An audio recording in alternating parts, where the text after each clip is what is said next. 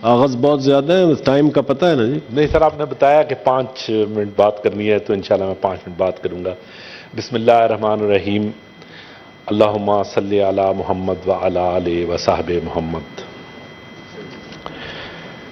جناب چیئرمین، علامہ اقبال نے کہا تھا، تقدیر کے قاضی کا یہ فتویٰ ہے ازل سے، تقدیر کے قاضی کا یہ فتویٰ ہے ازل سے، ہے جرم ضعیفی کی سزا مرگ مفاجات۔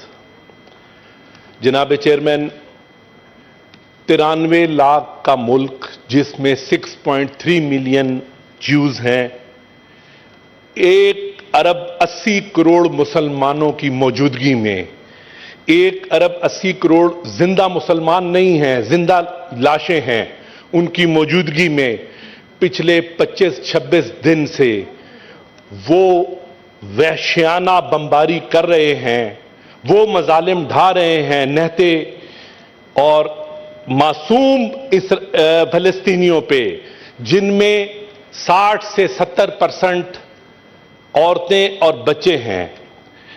ایک طرف ان کی بمباری میں اضافہ ہوتا جا رہا ہے تو دوسری طرف مسلم امہ کے تمام لیڈر دبکے ہوئے بیٹھے ہیں، خاموش بیٹھے ہیں، سوائے قراردادوں کے، سوائے کنڈیم کرنے کے آگے کوئی قدم نہیں لیا جا رہا۔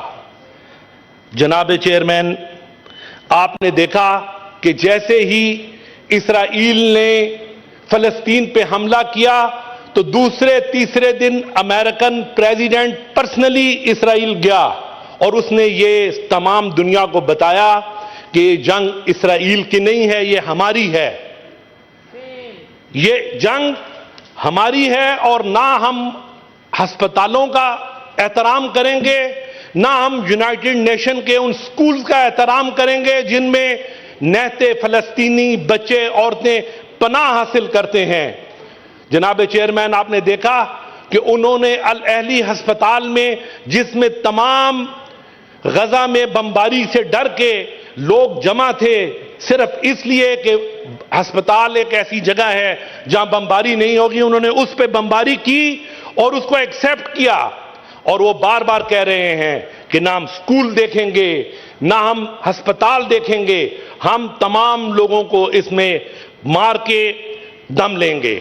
جناب چیئرمین، ایک علامہ اقبال نے ایک شعر کہا تھا کہ خدا نے آج تک اس قوم کی حالت نہیں بدلی، خدا نے آج تک اس قوم کی حالت نہیں بدلی، نہ ہو جس کو خیال آپ اپنی حالت کے بدلنے کا۔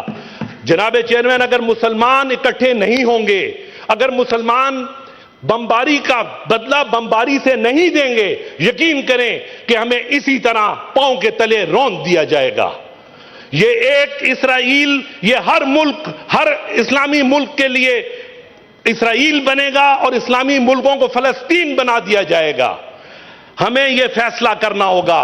ہمارے اسلامی 50 سے زیادہ اسلامی ممالک اور ہمارے 1 ارب 80 کروڑ مسلمانوں کے لیڈر، ان کو اکٹھا بیٹھنا ہوگا۔ جس دن اسرائیل بمباری کرے اور اس کے اوپر مسلمان ملکوں کی بمباری ہو، آپ دیکھیں اگلے دن بمباری رکتی ہے یا نہیں۔ کیا ہم اس وقت تک انتظار کریں گے جب تک اسرائیل کے وزیر اعظم نے کہا کہ میں غزہ کو ایک ویران جزیرہ بنا دوں گا؟ کیا ہم اس وقت تک انتظار کریں گے جب ایک ایک بچہ، ایک ایک مرد، ایک ایک انسان وہاں شہید ہو جائے اور ہم اپنی قراردادیں پیش کرتے رہیں؟ جناب چیئرمین، اس وقت اسرائیل میں ایک انسانی المیہ جنم لے چکا ہے۔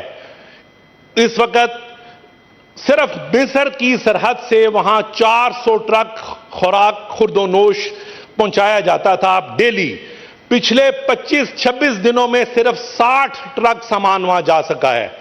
جناب چیئرمین، آپ یہ اندازہ لگائیں کہ اگر کوئی شخص کسی حادثے میں زخمی ہو اور صرف اس کو زخمی حالت میں خون بہتے ہوئے چھوڑ دیا جائے یہاں تک کہ وہ دم توڑ جائے، اس کی درد کا، اس کی تکلیف کا آپ اندازہ لگائیں۔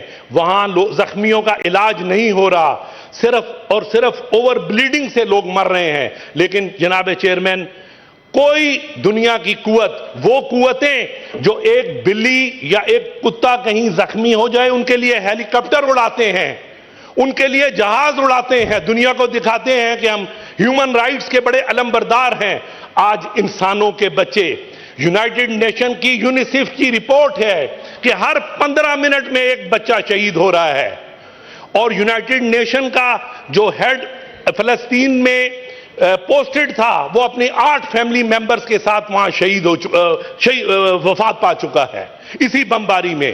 یونائٹڈ نیشن کے اپنے 64 سے زیادہ لوگ وہاں مارے جا چکے ہیں۔ یونائٹڈ نیشن خود وٹنس کر رہی ہے کہ اسرائیل کی یہ بربریت صرف اس لیے ہے کہ امریکہ اور انڈیا اور برطانیہ اور ایسے ملک کھل کے ان کے ساتھ کھڑے ہیں۔ آج 25 دن کے بعد جنرل اسمبلی نے ایک ریزولوشن لائی ہے اور اس پہ ووٹنگ کرائی ہے۔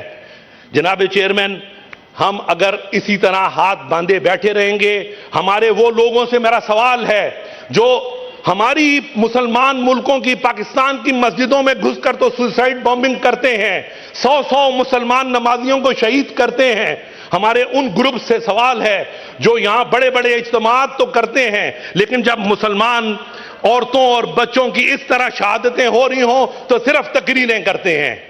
ہمیں ایک پریکٹیکل سٹیپس لینے ہوں گے چیئرمین۔ ہمارے تمام لوگوں نے ان چیزوں پہ باری باری سب لوگوں نے اس پہ ڈسکشن کی ہے، جس میں انہوں نے بیلفور کے 1917 کے ڈیکلیریشن سے لے کر اور اس کے آگے جب گریٹ برٹن نے ان کو شورٹی دی کہ ہم آپ کو ایک جیوز ہوم لینڈ دیں گے، اس کو سپورٹ کیا، لیکن ایک صدی گزرنے کے باوجود تمام مسلم ممالک بے بس ہیں اور کوئی پریکٹیکل قدم نہیں اٹھا رہے ہیں۔ جب تک ہم مل کر کوئی پریکٹیکل قدم نہیں اٹھائیں گے اس کا روکنا یا اس کا سولوشن ناممکن ہے۔ چیئرمین صاحب، thank you. Thank you very much.